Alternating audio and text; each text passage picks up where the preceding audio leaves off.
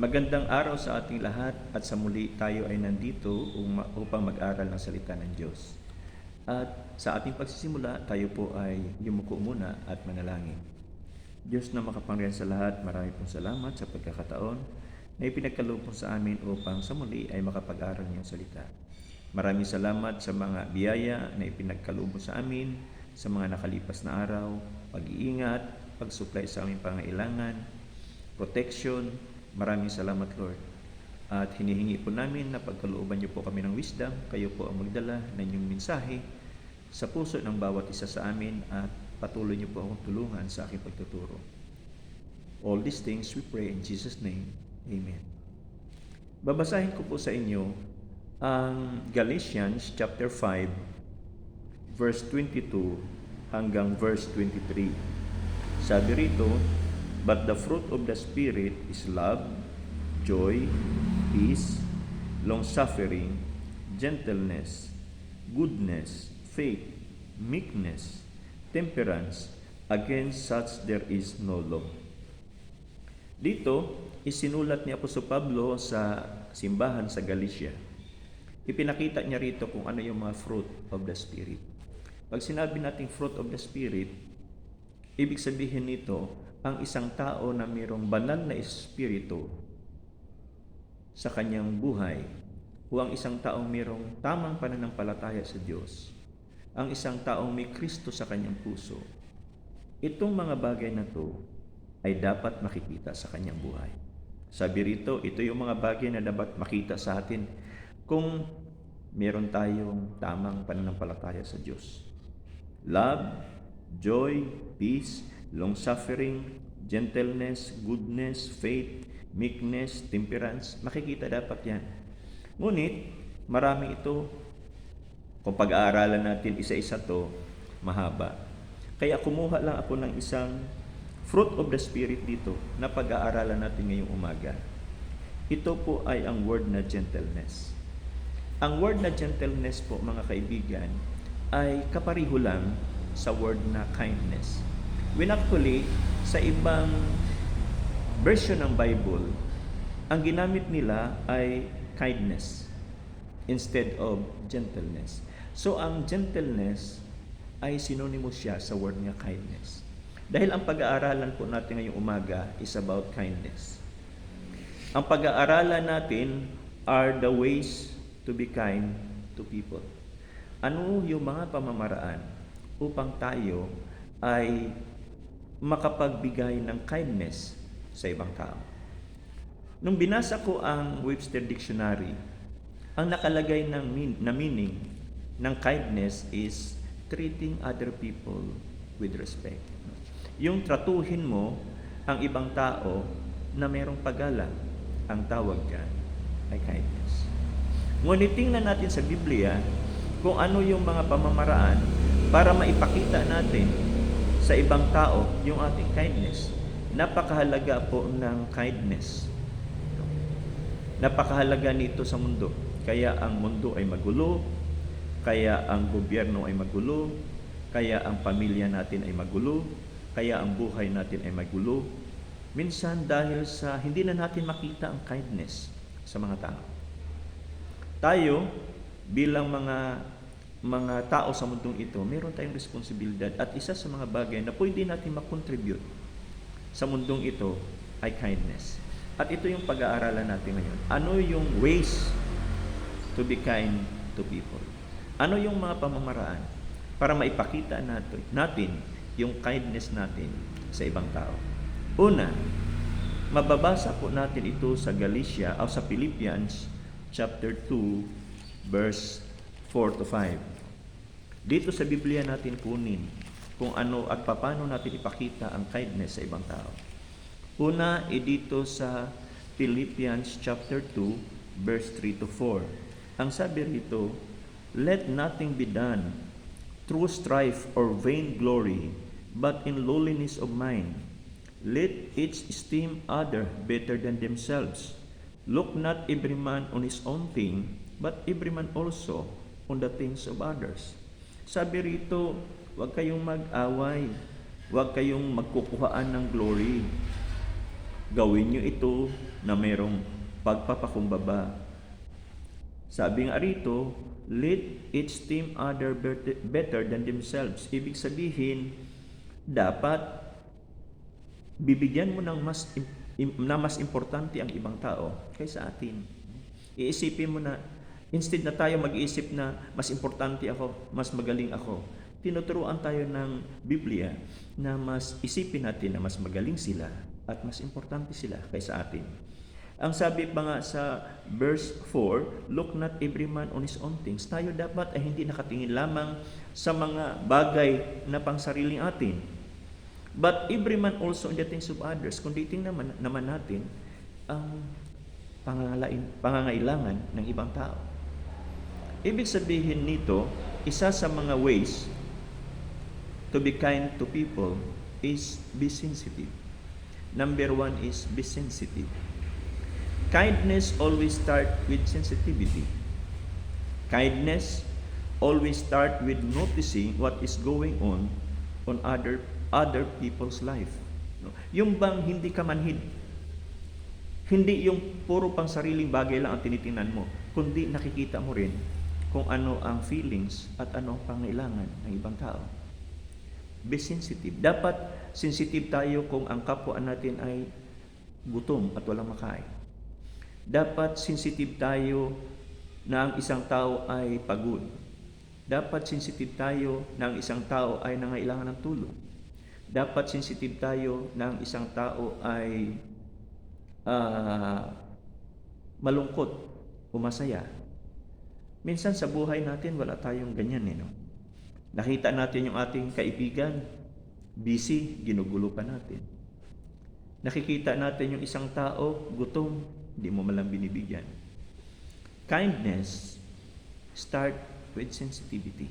Dapat marunong kang tumingin sa ibang tao. Ano ba yung sitwasyon nila?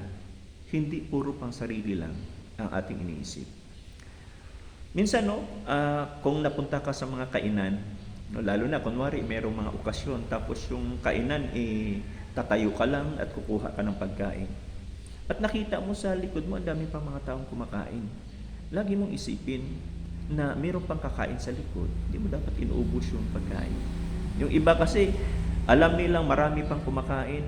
Pag kumuha ng pagkain, akala mo bibitayin kinabukasan. Kawawa naman yung huli. Yung huli, pagpunta doon sa lagayan ng mga pagkain, ang meron na lang doon, pinya, kanin, sa kapakwan, wala na ulam. Bakit? Yung mga nauna ay hindi sensitive. Hindi man lang nila inisip na mayroon pang kakain at marami pang kakain na nakasunod sa kanila.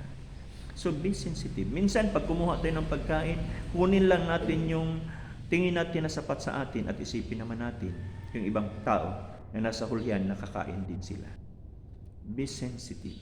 And that is kindness. Pag nag-iisip ka sa kalagayan ng ibang tao at sensitibo ka sa pangailangan at feelings nila, that is kindness. Be sensitive. Sa Bible, ang isa sa mga best example sa Bible about sensitivity is King David. Ito ay nakasulat sa libro ng Samuel, sa libro ng 1 Samuel. Noong ang unang hari ng Israel ay walang iba kundi si King Saul. At dahil si King Saul ay gumagawa na ng mga bagay na hindi naayon sa kalooban ng Diyos, ang Diyos ay pinili na si David para pumalit sa kanya. Nung malaman ni King Saul na si David ang susunod na hari, gusto ni King Saul na patayin si David. Nung panahon na yon, si David ay parang fugitive. Paalis-alis. Wanted siya during the time. Dahil pag nakita siya ni King Saul at ng mga sundalo ni King Saul ay papatayin siya. Ngunit dumating ang panahon na namatay si King Saul. Namatay yung kanyang anak. So dahil namatay na si King Saul, si David na ang hari. Nung si David na ang hari at nandoon na siya sa palasyo, inisip ni David, paano na ang mga pamilya ni King Saul? Wala na sila sa kaharian. Asa na sila ngayon? Kumusta ang sitwasyon nila? Noon kasi, Kapag ang isang hari ay namatay at papalitan ng panibagong hari, lalo na kung ang hari na papalit ay hindi kamag-anak nila, ang tendency, palalayasin lahat ng kamag-anakan o ang iba nga patayin lahat ng kamag-anakan ng naunang hari. Okay lang sana kung ang hari namatay at anak lang ang papalit, pero kung galing sa ibang pamilya ang papalit, ang tendency, papatayin nila yung lahat ng kamag-anakan ng naunang hari o kaya naman palalayasin nila. Ngunit nung si David, siya na ang hari sa Israel. Ang ginawa ni David, sabi ni David, wala bang natirang kamag-anakan si King Saul? Bakit niya hinahanap kung may natitirang kamag-anakan si King Saul? Ang rason, ang sabi ni King David, because I wanted to show kindness on them. Dahil gusto ko silang tratuhin ng maayos. Hanggang sa dumating sa punto na mayroong nakabalita kay King David na mayroong apo si King Saul na buhay.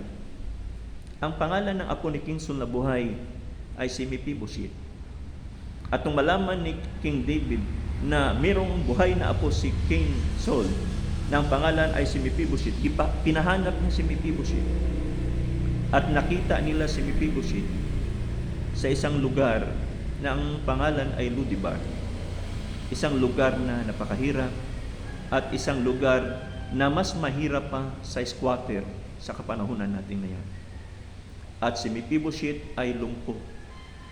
Lumpo si Mephibosheth sapagkat yung kanyang nurse, noong panahon na nabalitaan ng kanyang nurse na napatay na si King Saul at si Jonathan na tatay ni Mephibosheth, alam ng nurse na baka patayin rin ng susunod na hari si Mephibosheth. Kaya ang ginawa ng nurse, tumakas siya. Sa kanyang pagmamadali, nung tumakas siya, dala-dala niya ang batang si Mephibosheth, na dapa siya. At yun ang dahilan kung bakit nalumpo si Mephibosheth. Dinala siya ng nurse doon sa lugar sa Ludibar. Doon sila nanirahan. Hanggang nalaman ni King David na si Mephibosheth ay apo ni King Saul at naiwang kamag-anakan ni King Saul. Ang ginawa ni King David, pinakuha niya si Mephibosheth doon sa Ludibar. Takot na takot si Mephibosheth dahil inisip niya patayin siya ni King David. Ngunit nung dinala siya sa palasyo, natuwa si King David. At ang sabi ni King David, I will show kindness to Mephibosheth. Alam niya kasi kung ano ang hirap na naranasan ni Mephibosheth dahil naging wanted rin siya. Napatira rin siya kung saan-saan. At alam niya kung gaano kahirap na galing ka sa isang mayamang pamilya, biglang nawala sa iyo ang lahat ng kayamanan at napatira ka sa isang squatter na lugar, napakahirap. Nakita yun ni David. Sensitive si David sa mga bagay na yan. Kaya pinatawag niya si Mephibosheth, dinala sa palasyo. Ang ginawa niya, binigyan niya ng isang malaking bahagi sa palasyo si Mephibosheth at trinato niya si Mephibosheth ng tama. Ang sabi niya, give Mephibosheth what belongs to him. That is sensitivity. Instead na patayin niya si Mephibosheth, mas lalong tinulungan niya si Mephibosheth. That is sensitivity. And that is kindness. Ang pangalawa na way to be kind to people is to be supportive. Susuportahan mo ang isang tao. Ang sabi nga sa Proverbs chapter 15 verse 1,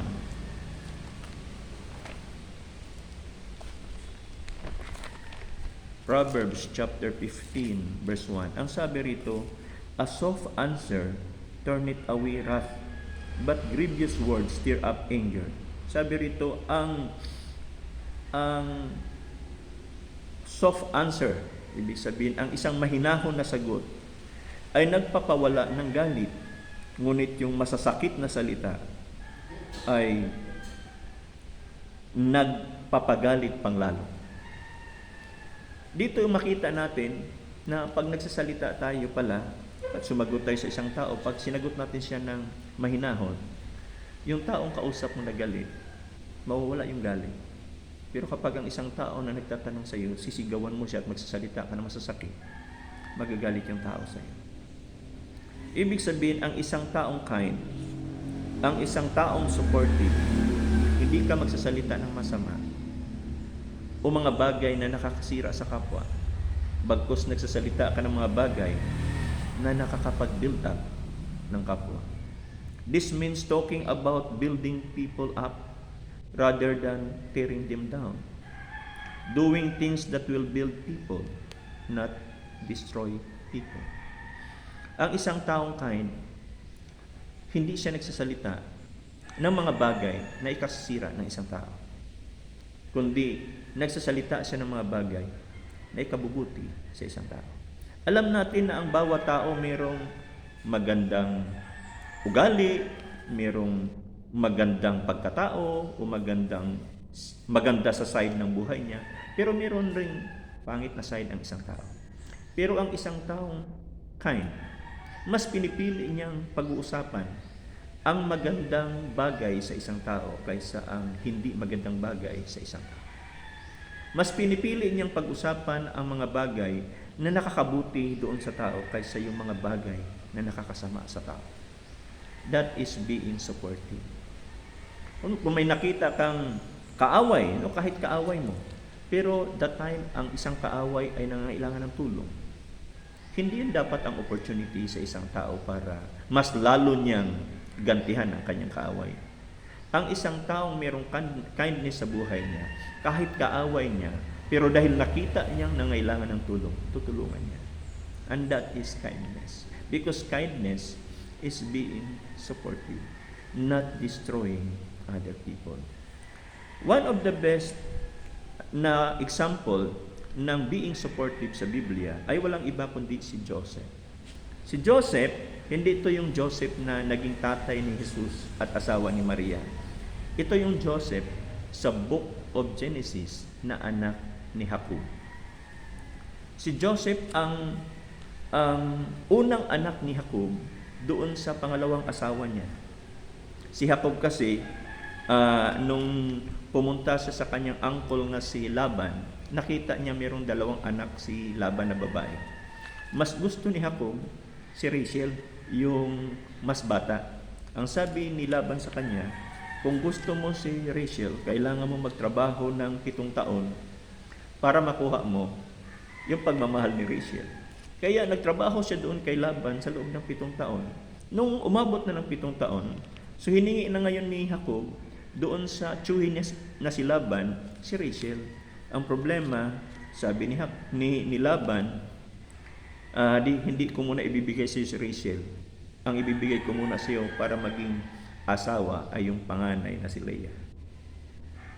So walang magawa si Jacob, kailangan niya uli magtrabaho ng 7 years para makuha niya si Rachel. So ang una niyang asawa yung panganay, si Leah. At doon sa una niyang asawa na si Leah na kahit hindi niya mahal, pero nagkaroon siya ng 10 anak na lalaki. Hanggang sa medyo matanda na siya, lumipas uli ang 7 taon, nakuha na niya si Rachel. Ang unang anak niya kay Rachel. Kay Rachel kasi meron siyang 2 anak. Ang unang anak niya, si Joseph. At sa lahat ng anak ni Jacob, doon pa man sa unang asawa hanggang kay Rachel, si Joseph ang pinakapaborito niya. Hindi lang niya paborito sapagkat anak niya sa mahal niyang babae, o unang anak niya sa mahal niyang babae, at naging anak niya nang may edad na siya, kundi sa lahat ng anak ni Jacob, si Joseph ang pinakamabait. Ngayon, dahil nga sa napansin ng mga kapatid niya na parang pinapaboran ni Jacob si Joseph, itong 10 kapatid niya sa unang asawa ni Jacob ay nagplano na patayin nila si Joseph. Hanggang sa dumating ang panahon na inutusan ni Jacob si Joseph na hanapin yung kanyang mga kapatid dahil nagbabantay sila ng mga tupa. Nung hinanap sila ni Joseph, nakita sila ni Joseph sa isang lugar, ang sabi ng mga kapatid niya, ito na yung panahon para patayin na natin itong kapatid natin na si Joseph. Sabi nung panganay nila, wag natin patayin na magpapatulo tayo ng dugo kasi kapatid natin yan. Ilagay natin yan sa isang butas, hayaan na natin siya doon hanggang sa mamatay siya. Hinubad nila yung damit ni Joseph, nilagyan nila ng dugo ng hayop, para pag uwi nila, pag hinanap ng tatay nila na si Jacob, sasabihin nila, yung anak mong si Joseph ay nilapa ng hayop. Kaya ito ang damit, puro dugo.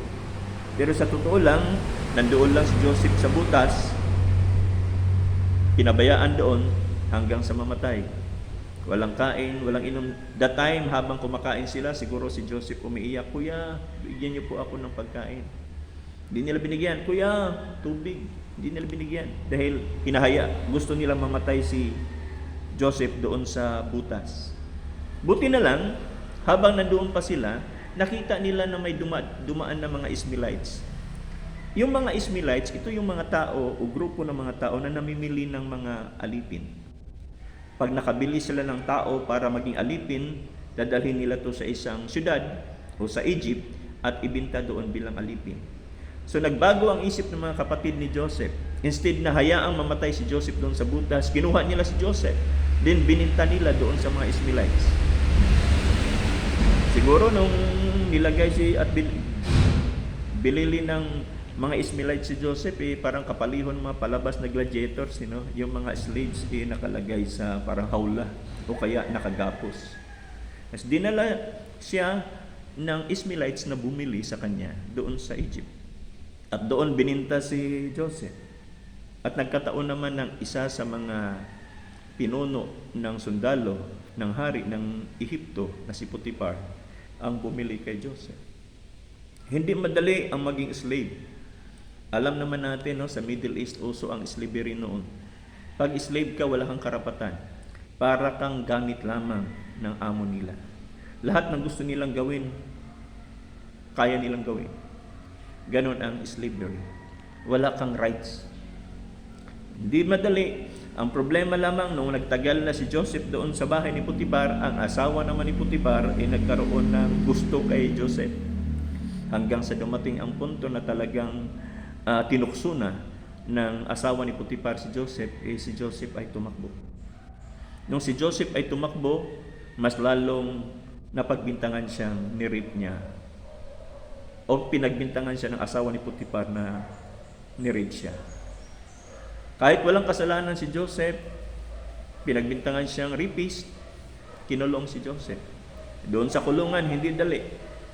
Alam natin kung gaano kahirap ang kulungan. Pero dumating ang panahon na si Joseph ay nakawala sa kulungan.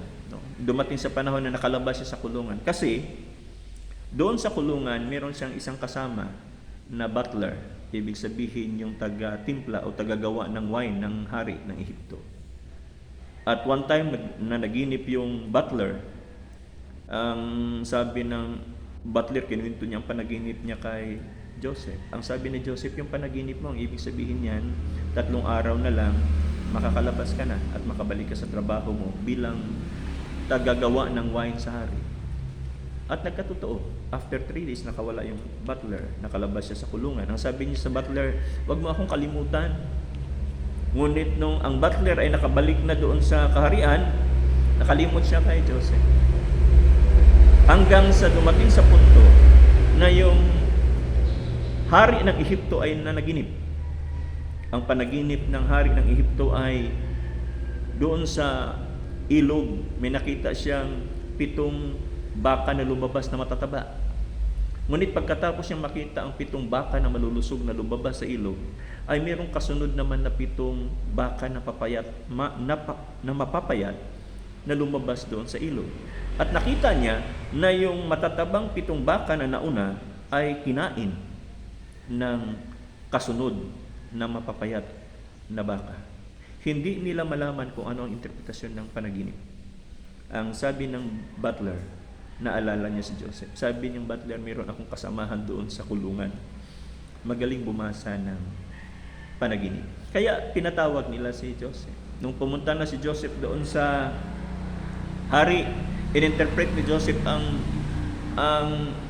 panaginip ng hari. Ang sabi ni Joseph, simple lang, mahal na hari, ang panaginip mo. Yung 7 baka na matataba na lumabas galing sa ilog ay 7 taon ng abunda o kasaganaan, 7 taon ng kasaganaan. At yung 7 payat na baka na sumunod at kinain yung matatabang baka ay 7 taon ng tagutom. Sabi niya, merong 7 taon na kasaganaan At ang kasunod ng 7 taon na kasaganaan ay 7 taon na tagutom. Natuwa ang hari, ang ginawa niyang gobernador si Joseph. That time, 30 years old si Joseph. Si Joseph ang pinamahala niya upang sa panahon ng kasaganaan makapaghanda ang Ehipto para pagdating ng tagutom, hindi magugutom ang mga tao sa Ehipto. So naging gobernador si Joseph. Pag sinabi natin naging gobernador si Joseph, ibig sabihin pangalawa si Joseph galing sa pagiging sa hari. Hari ang kasunod si Joseph, yung gobernador. Dumating ang panahon na habang 7 taon na merong kasaganaan, nag-ipon lahat ng mga tao sa Ehipto at nag-ipon rin ang buong kaharian ng Ehipto. Pagkatapos ng 7 taon ng kasaganaan, dumating na ang 7 taon na tagutom. Sa lahat ng bansa that time, ang Ehipto lang ang mayroong pagkain. Yung ibang lugar, unti-unti na naubos ang kanilang pagkain dahil hindi sila nakapaghanda. 1 year o 2 years ang dumaan. Nagsimulaan na ang mga tao galing sa ibang bansa na pumunta ng Ehipto para bumili ng pagkain. At lahat ng bumibili ng pagkain galing sa ibang bansa ay dadaan kay Joseph. Kaya dumating sa punto na paglipas ng 2 taon ng tagutom, nakita ni Joseph ang kanyang 10 kapatid na gustong pumatay sa kanya. Yung 10 kapatid na nagbinta sa kanya bilang alipin, paparating para bumili ng pagkain. Kung ikaw si Joseph, hindi nakilala siya dahil 13 years ang dumaan. Hindi alam ng mga kapatid ni Joseph na naging gobernador siya. Hindi nila alam na yung kaharap nila, yun yung taong gusto nilang patayin at ibininta nila. Yun yung kapatid nila na gusto nilang patayin at ibininta nila. Ngunit nung makita sila ni Joseph, instead na si Joseph ay mag-isip na ito na yung panahon para makaganti ako. Ito na yung panahon para makabayad kayo sa kasamaan na binigay niyo sa akin, na ginawa niyo sa akin. Hindi ganoon nag-isip si Joseph. Kung babasahin mo ang Biblia, nung makita ni Joseph ang 10 kapatid niya na paparating para bumili ng pagkain, ang sabi ng Bible, gusto silang takbuhin ni Joseph at yakapin. Gusto silang yakapin ni Joseph. Namimiss sila ni Joseph.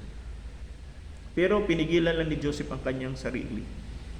At nung bumili yung mga kapatid niya, sinabihan niya yung kanyang mga tauhan, punuin ng pagkain ang lahat ng sako nila at ilagay niyo uli, pati yung bayad nila, ilagay niyo yung sa loob ng sako, tapos talian mo yung sako nila.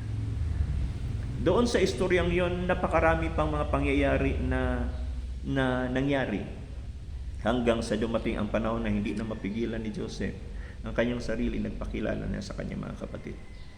Nung nagpakilala siya sa kanyang mga kapatid na siya si Joseph, na kapatid nila, natakot ang kanyang mga kapatid. Dahil inisip nila, gaganti si Joseph. Pero niyakap sila ni Joseph. At ang sabi ni Joseph, huwag kayong matakot, sapagkat ang kasamaan na ginawa niyo sa akin, God meant it for good. Para bang sinabi ni Joseph na, salamat, ibininta niyo ako. Kung hindi niyo ako ibininta, hindi ako gobernador ngayon. Imbis na galit yung kay Joseph, hindi pagmamahal at pasasalamat ang meron si Joseph. Yung kanyang mga kapatid na gumawa ng kasamaan sa kanya, imbis na time na upang sirain niya at magantihan niya, ang ginawa ni Joseph ay tinulungan sila. And that is kindness. Dumating sa punto na sinabi ni Joseph sa kanila, bumalik kayo sa lugar niyo sa Kanaan, dalhin niyo itong malalaking mga karwahe, at yung tatay natin, yung asawa ninyo, mga anak ninyo, lahat ng kamag-anakan ninyo, isakay niyo at iwanan niyo ang Kanaan, pumunta kayo sa Ehipto dahil mayroon pang 5 taon na tagutom. Di na ko gustong at hindi ko gustong magugutom kayo. Kita natin, kindness is being supported. Pinili ni Joseph na suportahan at i-build up ang mga kapatid niya rather than destroying his brothers.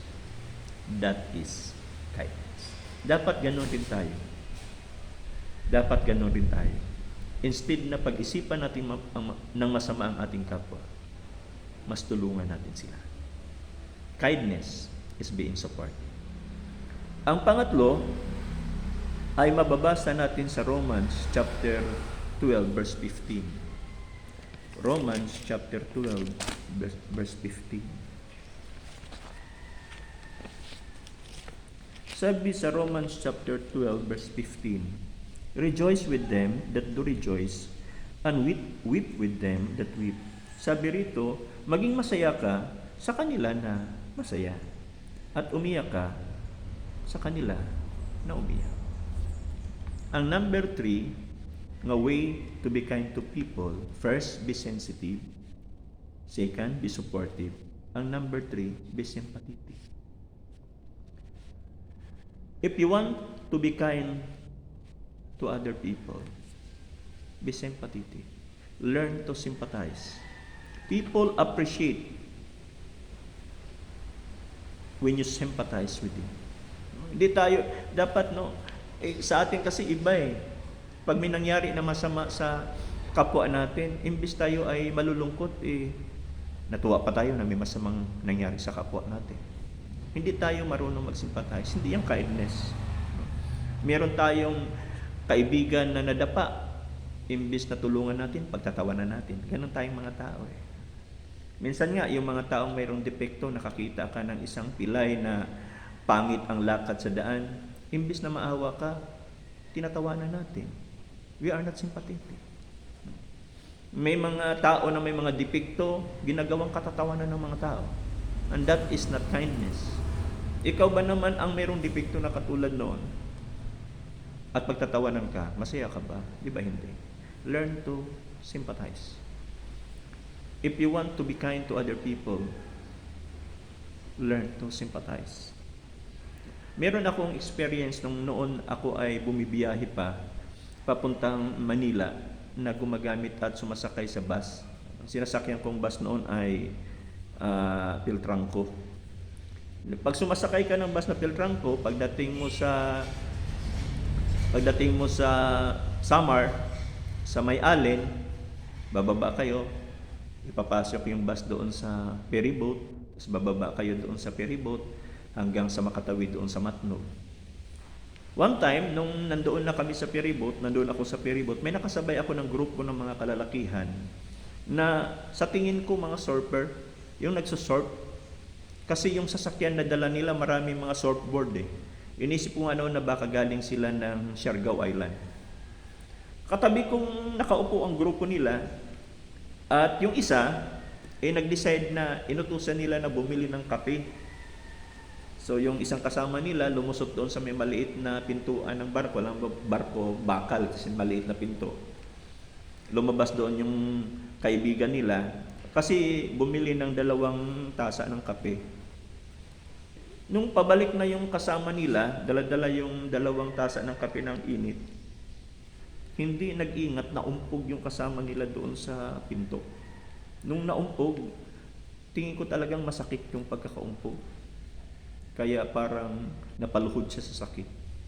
Yung mga kasama niya, pinagtatawanan siya. Yung mga kasama niya, imbis na tumulong, pinagtatawanan siya. Buti na lang yung isa sa mga kasamahan nila o kaibigan nila, dagling lumapit sa kanya at kinuha yung kape na sa kamay niya. Kasi nagkatapon-tapon yung kape, naumpog ka na, napasok ka pa sa kape. So tinakbo ng kasama niya ang kape at kinuha sa kanya. And that is kindness. Alam ng kaibigan niya na masakit yung ulo dahil naumpog. Alam niya na napapaso dahil sa mainit ang kape. Hindi siya tumawa. Pinuntahan niya at kinuha niya.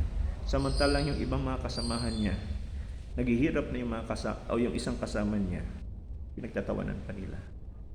Hindi tama yun. Kung dumating sa buhay natin na mayroong mga sitwasyon na gano'n, tumulong tayo. Huwag natin silang pagtatawanan. Because kindness is being sympathetic. One of the best example of being sympathetic is the Lord Jesus Christ itself. Noong ang Panginoong Hesus ay nabalitaan niya na yung kanyang kaibigan na si Lazaro ay nagkasakit, ang Panginoong Hesus hindi siya pumunta ng Bethany. Ang kasunod na nabalitaan ng Panginoong Hesus ay namatay na si Lazaro. Dahil magkakaibigan sila, pumunta si Jesus doon sa Bethany. Pagdating sa Bethany, nakasalubong ni Jesus si Martha, isa sa mga kapatid ni Lazaro. Lumapit sa kanya yung kapatid na babae ni Lazaro at sinabing, Lord, kung nandito ka lang sana, hindi sana mamatay ang kapatid ko. Nakita ni Jesus yung kapatid ni Lazaro kung gaano kalungkot, gaano umiiyak. At sa Bible, mababasa mo kung paano ipinakita ng Panginoong Jesus ang pagiging sympathetic. Mababasa mo sa Book of John, chapter 11, verse 35, ang pinakamaiksing na bersikulo sa Biblia.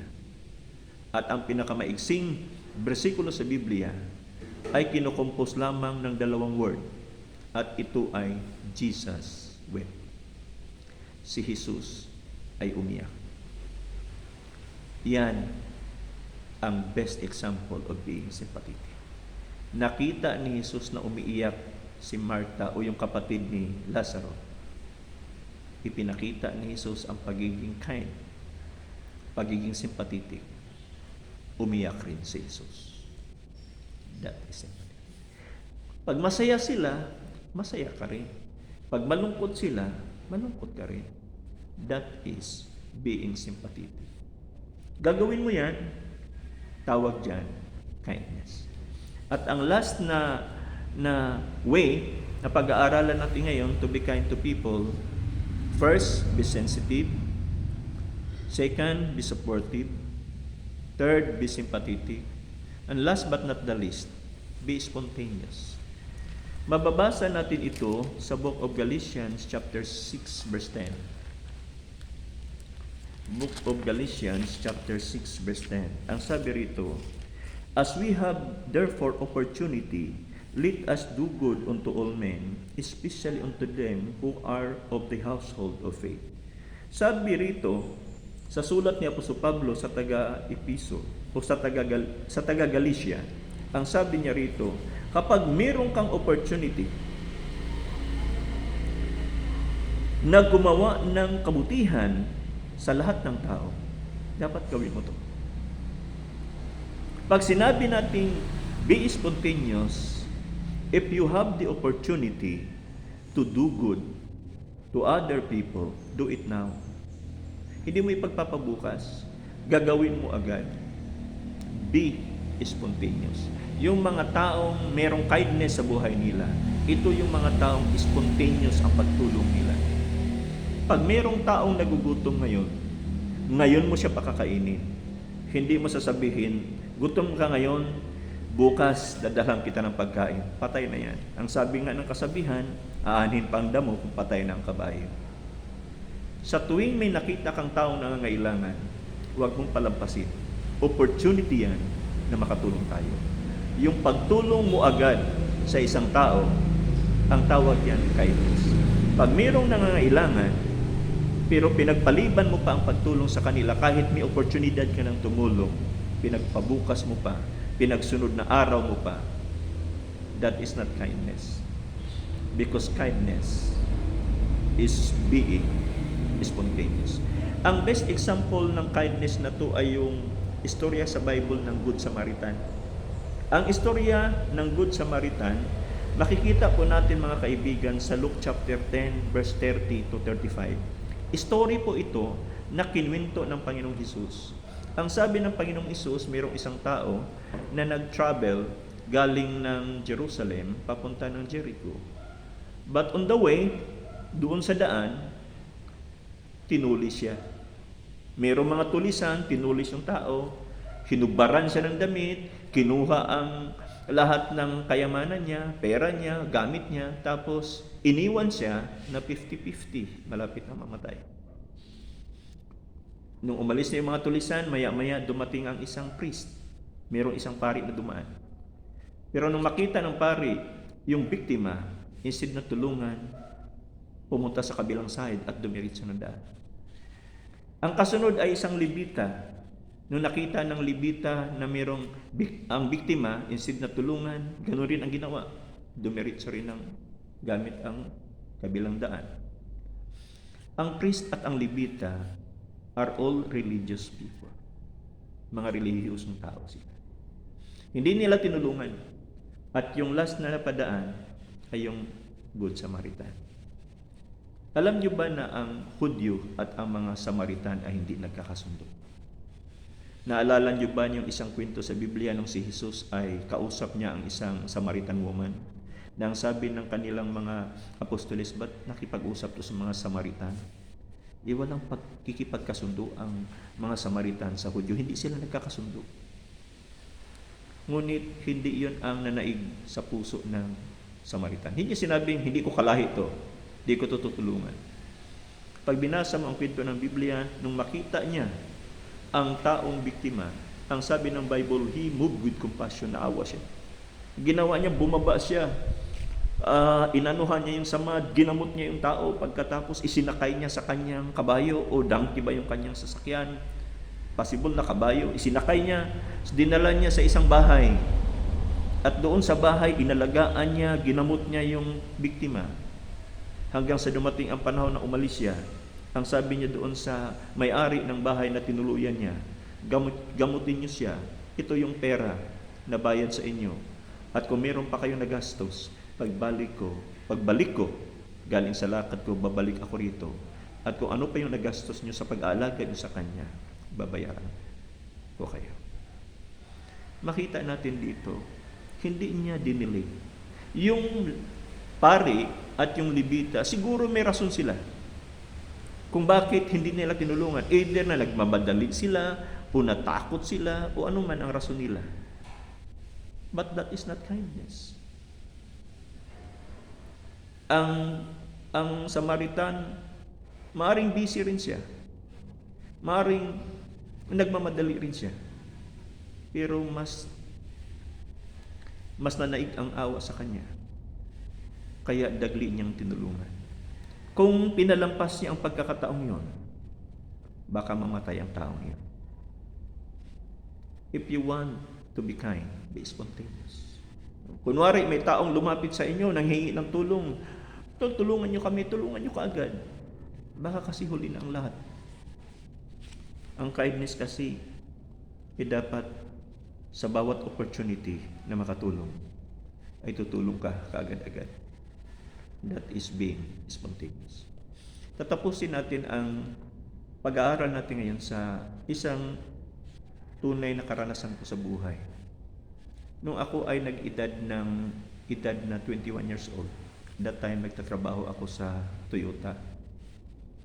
Nagtatrabaho ako sa Toyota. Doon sa Toyota, hindi lang naman kami mga technician, kundi meron rin kami mga panahon na nagsiseminar sa Toyota Motor Philippines.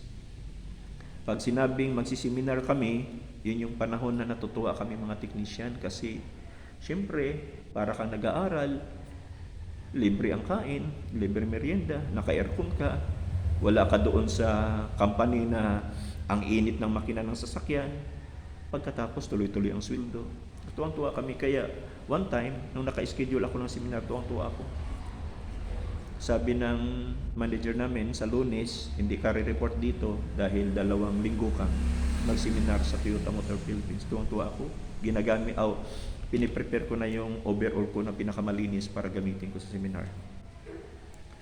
Noong Lunes ng umaga, 5 o'clock ng madaling araw, gumising na ako para mag-prepare para pupunta doon sa seminar.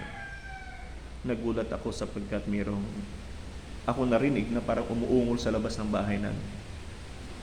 Sinilip ko yung labas ng bahay namin, nakakita ako doon ng isang babae na nakayuko doon sa may kanal na umuungol. Nakita ko rin yung ibang mga kapitbahay ko na nagkakagulo sila. Ang sabi nila na, saan ba yung asawa nito? Sino bang kasama nito sa bahay? Paano to? Mga ganon. Para pang hanapin pa nila yung asawa, yung kasamahan sa bahay, para tulungan yung babae. Pero that time, hindi ko inisip kung saan yung asawa niya at yung mga kasamahan niya sa bahay. Ang ginawa ko, lumabas ako, naka-pajama pa ako na time. Hindi pa ako nakapagmumug, hindi pa ako nakahilamos. Lumabas ako ng bahay, kinuha ko yung babae doon sa may kanal, hindi naman ganun kalalim yung kanal. At it turns out na yung babae pala buntis. Umuungol yung babae. Hindi ko alam kung bakit siya umuungol the time. Buntis, hindi siya nakasalampak siya doon. So, binuhat ko siya. Nung binuhat ko siya, nung makita ng mga kapitbahay namin na binuhat ko siya, tumulong na rin sila sa pagbuhat. Naghanap kami ng sidecar para madala siya sa isang clinic na malapit doon. Nung sinakay ko siya sa sidecar, it turns out na walang gustong sumama sa kanya doon sa sidecar. Sabi ng sidecar bro, sino ang kasama nito? Sino ang maghatid nito? So wala, kaya naisipan kong sumakay na lang ako. Doon sa sidecar, awang-awa ako doon sa babae. Lagi ko sinasabihan, kaya mo yan te, kaya mo yan te. Hindi na siya nagsasalita, puro lang siya ungol. Dinala ako ng sidecar boy doon sa clinic na malapit doon. Ito ay clinic ni Dr. Claudio, isang congressman sa Pasay. Pinukpok namin yung gate dahil nga alas 5 pa, sarado pa, pinukpok namin yung gate. Buti na lang lumabas si Dr. Claudio para tulungan kami. Nung makita niya na emergency, kumuha siya ng ng blood pressure at doon niya nalaman na yung babae yun ay na-stroke. Dali-dali siyang kumuha ng papel, pinirmahan niya, nagbigay siya ng recommendation para dalhin namin sa ospital. That time, gulong-gulo ako, pero kahit wala akong pamasahe, naghanap ako ng taxi na masakyan. To make the story short, nadala ko siya sa ospital. Nung nadala ko siya sa ospital, wala akong impormasyon na masabi doon sa nurse kasi hindi ko naman talaga kilala yung babae. Pagkatapos nung nakita ko na okay na siya, sabi ko sa nurse, hanapin ko yung asawa niya kung meron man o kamag-anak niya. Saka ko papupuntahin dito dahil hindi ko talaga kilala yung babae niya. So umuwi ako sa bahay, dali-dali akong kumuha ng uniform ko para mag-report para sa aking seminar. Pero it turns out na na-late ako sa seminar. Pag malate ka sa seminar, hindi ka na makapag-seminar. At maraming possible na kung ma-schedule ka naman uli ng seminar, matagal-tagal pa. Kasi nagkaroon ka ng record ng pagiging late. Pagdating ko doon, hindi na ako nakapag-seminar. Kaya ang ginawa ko, bumalik na lang ako doon sa company at nag-report ako sa company. Tinanong nila ako, bakit wala ka sa seminar? Sir, na-late ako kasi may emergency. Kaya bumalik na lang ako. Doon na ako nag-report sa company namin. Minsan, kindness have cost. May cost. Pero ganoon ang kindness. Minsan mapagod ka, gumastos ka, mapagod ka, pero okay lang. At least nakagawa tayo ng kabutihan sa ibang tao. 3 months ang dumaan. Paglabas ko sa bahay namin, ng 5 o'clock na madaling araw para mag-report ako sa Toyota, mayroong isang babae na yumakap sa akin. Yumakap siya sa akin at doon ko nalaman na siya pala yung buntis na dinala ko sa ospital. Pasalamat ng pasalamat siya sa akin at halos umiyak siya sa kanyang pagpapasalamat.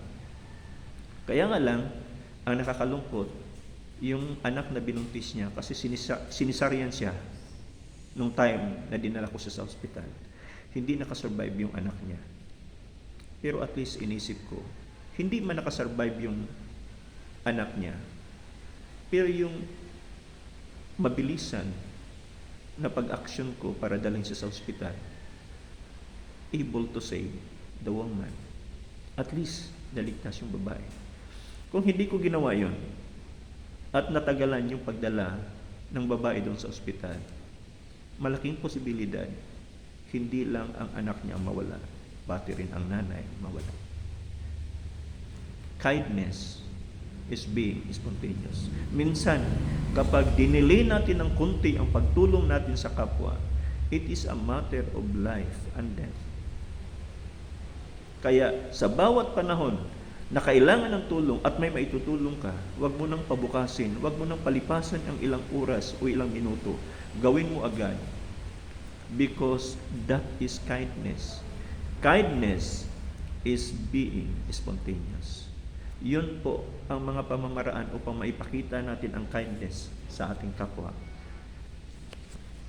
Be sensitive, be supportive, be sympathetic, and be spontaneous. Maraming salamat po sa inyong lahat at God bless po sa inyo.